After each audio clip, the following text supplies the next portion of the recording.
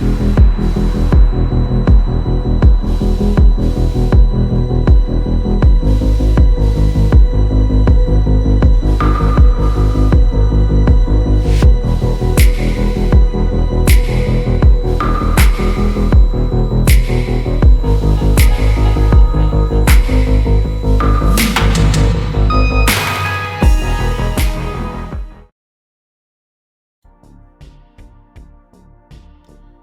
evening. Late night, late night sneaky video coming in. All right, this video is going to be about CROX for the upcoming earnings coming up. All right, so earnings is coming up pre-market on the 7th. If you didn't know, that's next Tuesday before the market open. CROX is going to report. Now, I want to talk about the upcoming earnings. We'll recap Q4 and some stuff there, and I want to talk about my thought process going into Q1. All right, for CROX. All right, so price action year to date, we're up 33%. There was a dip. If you look at the year chart, there was a dip down to 77 on that low. Whoever got it there, congrats to you. I did do some buying in a lot of those ranges. So anyway, let's look at some things, okay? Let's see what the street is expecting. Let's see what CROX is guided. So we'll go to, and actually, I'm going to maximize this so we can get a little more better picture for y'all and for me too as well. All right, so I'm going to go to Seeking Alpha. I'm going to have the CROX ticker symbol open. We'll go to earnings, earning estimates. We're going to pick quarterly. All right. And as you can see, for Q1, we are expecting $2, or I'm sorry, Wall Street analysts are expecting $2.25 of EPS to be reported. All right. And they're expecting 884.68 million, a 0.06% year over year growth is expected in revenue for Q1 for CROX. Now, let's see what CROX has guided, and we'll look at some stuff there. All right, so let me see here. Bear with me. Here's pulling up the quarter slide deck of Q4, which is their last earnings for December. Their Q1 guide is total revenue growth of anywhere from negative 1.5% to 0.5%. So as you can see on the actual revenue growth side of the house, analysts got CROX growing more than their guidance. Honestly, I don't like that, but it is what it is. That's the difference of opinion in actual entities and people, I guess. All right. And then CROX for EPS, they're guiding anywhere from $2.15 to $2.25. Analysts got them growing $2.25. Okay. So top of the range for CROX guidance for what Wall Street is expecting, what the standard is. All right. Let's go to some historicals on earnings for CROX. As you can see that there's a bunch of beats. Now, one thing to note is the last time they missed was in 2020, and guess what quarter that was? It was quarter one. All right.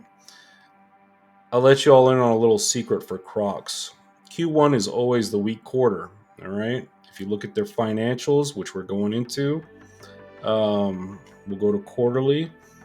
Just looking at a, let me see here. Bear with me. All right, going on from a cash from operations perspective and a cash flow perspective period, Q1 is the weak one. All right, let's see. Q1 of 2022, excuse me. We were negative 68 million. And then Q1 of 2023, we were barely break even shy of 10 mil. All right. So I'm hoping cash from operations is going to be positive and slightly over 10 mil, if any. All right.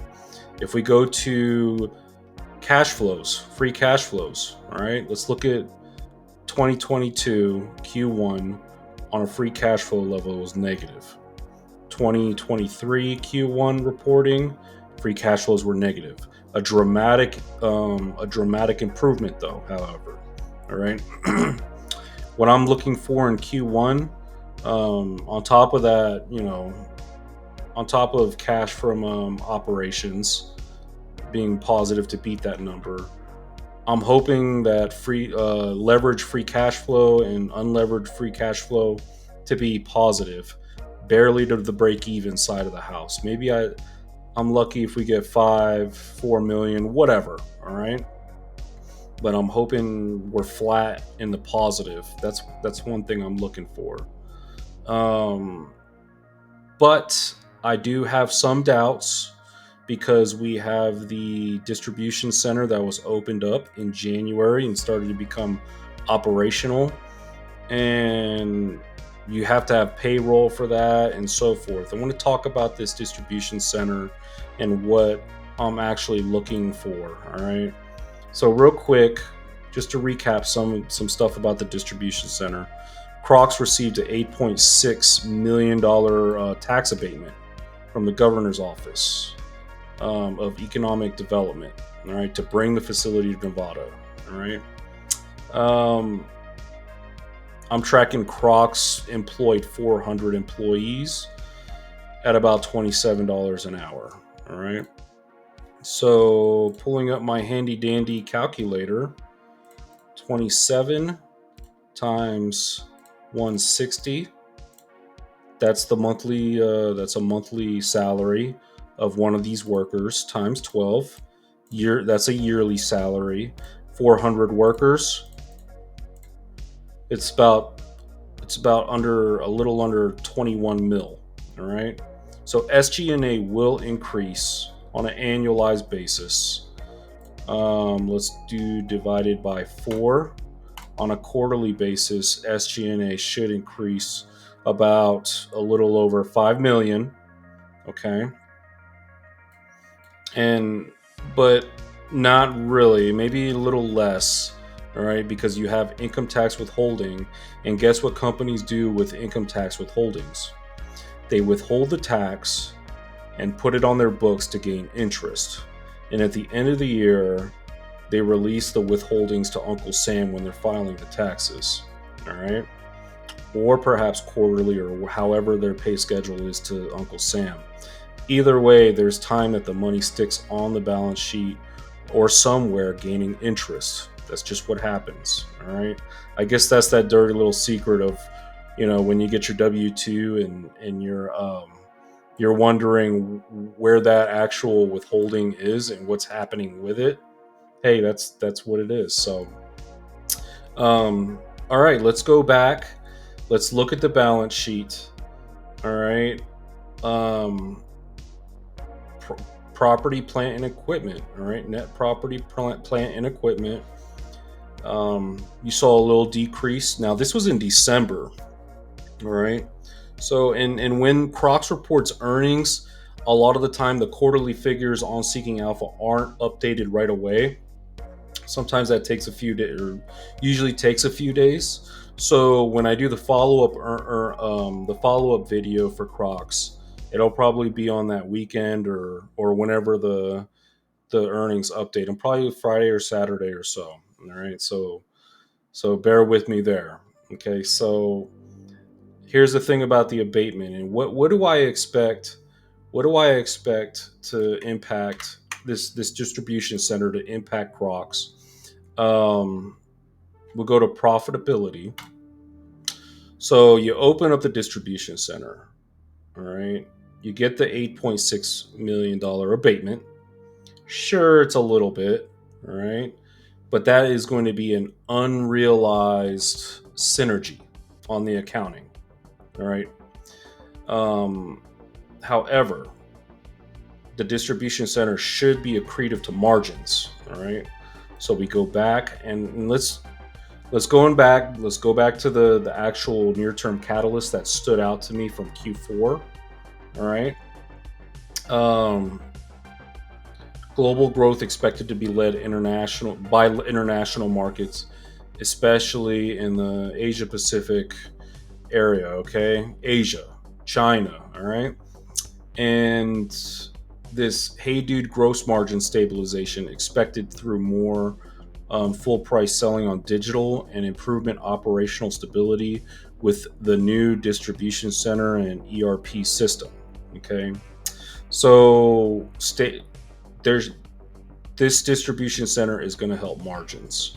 All right, and how does this have an effect on EBITDA and net income? All right, so after EBITDA happens, you have your net income, which accounts for the interest, taxes, depreciation, and amortization.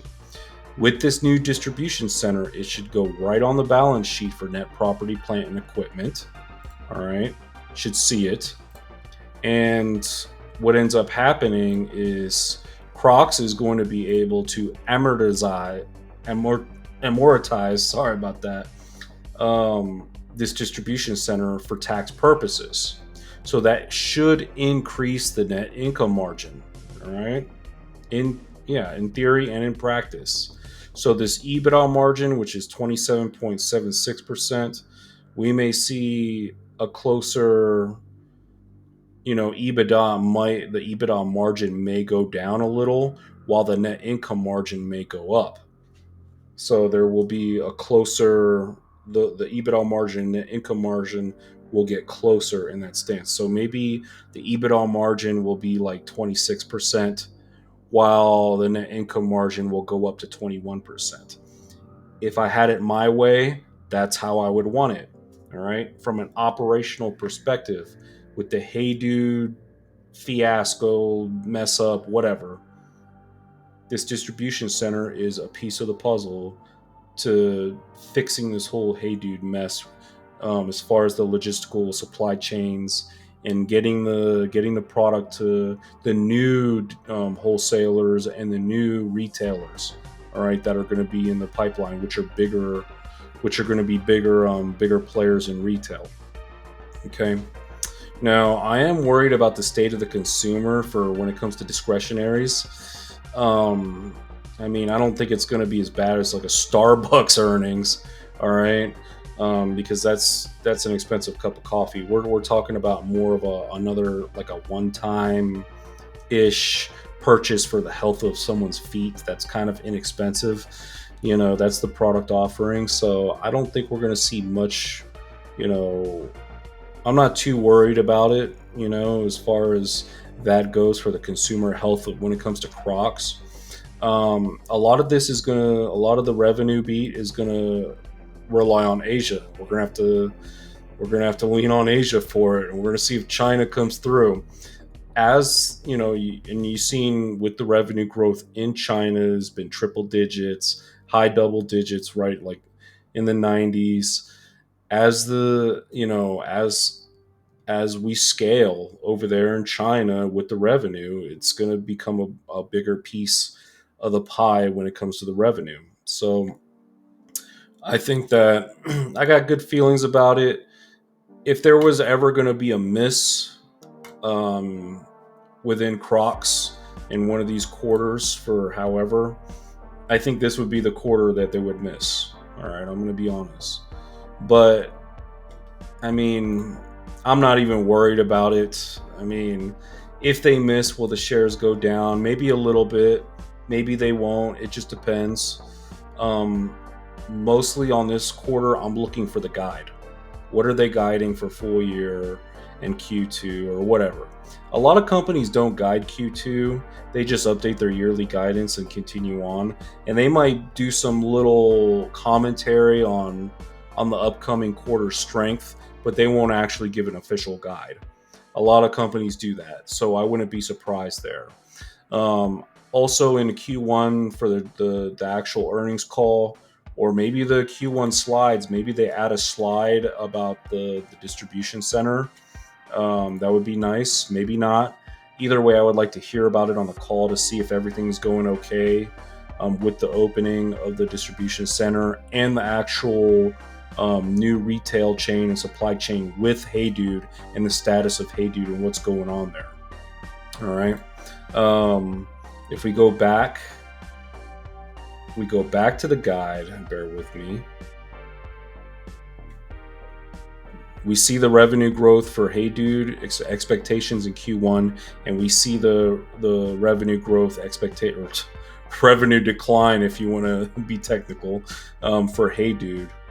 I'm hoping we come in a little bit better. I'm hoping we lose 19. I hope we beat on the loss, if that makes any sense. I hope we lose less than 20%, and I hope we gain 1% here or 1% there. That's just gonna, if we're gonna beat revenue growth. I mean, if we can grow revenues 1%, I'll be happy. All right. If we get a slight little beat here in Q1, I think we're going to be good. All right. Now looking at my shares. All right. Here's my position in CROX. We're up 23% on the shares. What do I plan on doing with my stock? All right. I don't plan on adding, and I don't plan on selling. This is just a hold for me. All right. All these shares are short, so I haven't held any of them for a year yet. Next month, actually, a portion of my shares will start becoming long. So, but yeah, that's my whole take. We'll go another recap to my projections on price targets. All right, we'll pull up my base case for CROX. As you can see, for 2024, I got them on my base case growing 4%. All right, on my base case, or on my bull case, I got them growing 5% in revenue growth. So even the expectations for my own price targets are still in line. See, this is the beauty of being conservative with your price targets. All right, so really no sweat for me. All right, I hope you all have enjoyed this video and got some value. Maybe you learned something about some minor little intricacies of accounting. Maybe if you got any value, consider subscribing. I'm always putting out videos going into these little numbers and different angles of things when it comes to these companies. If you're a shareholder of CROX, consider subscribing, because I'm, one of my core positions. I love the company. I'm always covering.